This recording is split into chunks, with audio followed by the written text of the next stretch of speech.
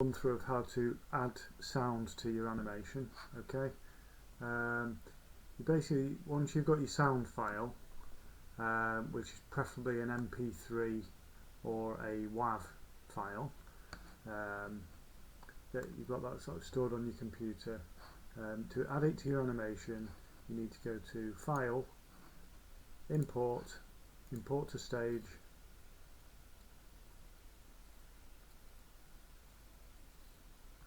okay, navigate to where you've saved your sound,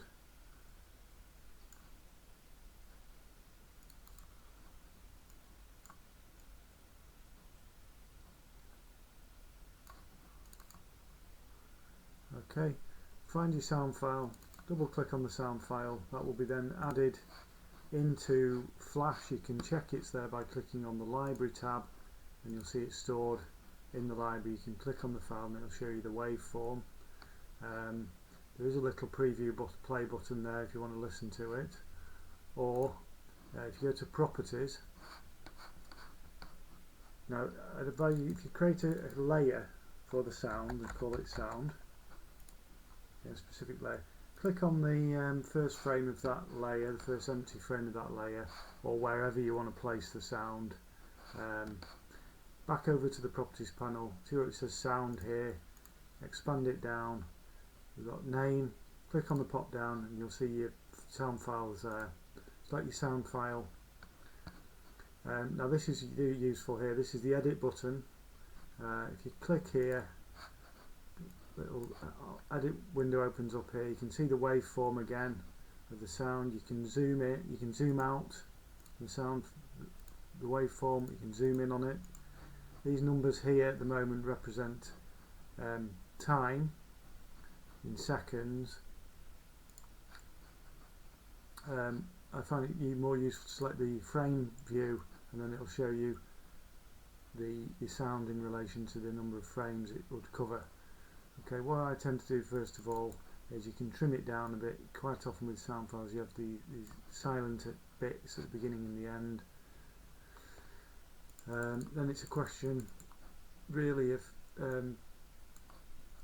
you know, quite often you might not want the whole sound, so you can trim, you can move this end point here to wherever you want it. You can move the start point, if we go back to the beginning, to wherever you want it.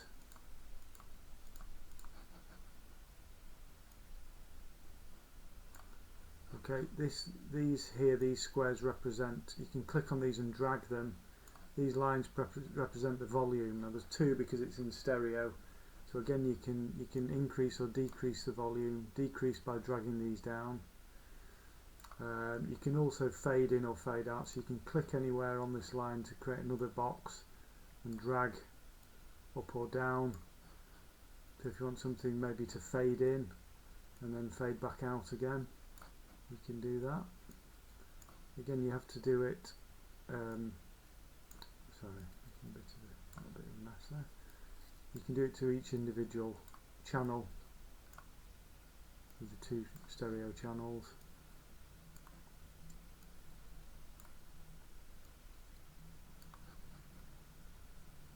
Okay, so that's how you play with the volume there.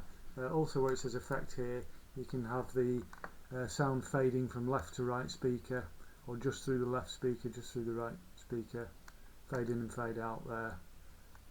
Sorry, do it just left channel, so just this one of the stereo channels, one or the other. And then you can preview it here by pressing play.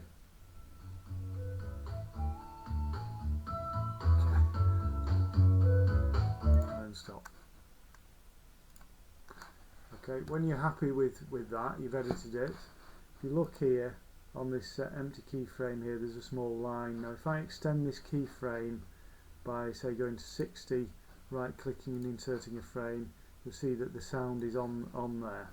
Okay, now another useful thing is if you want the sound just to play for this number of frames, 60 frames, the other little thing you have to do is click on anywhere on the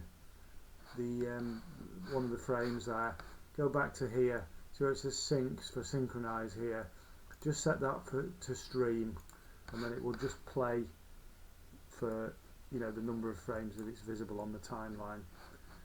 Okay, so we can just test that. So control test scene. See it, and then it plays.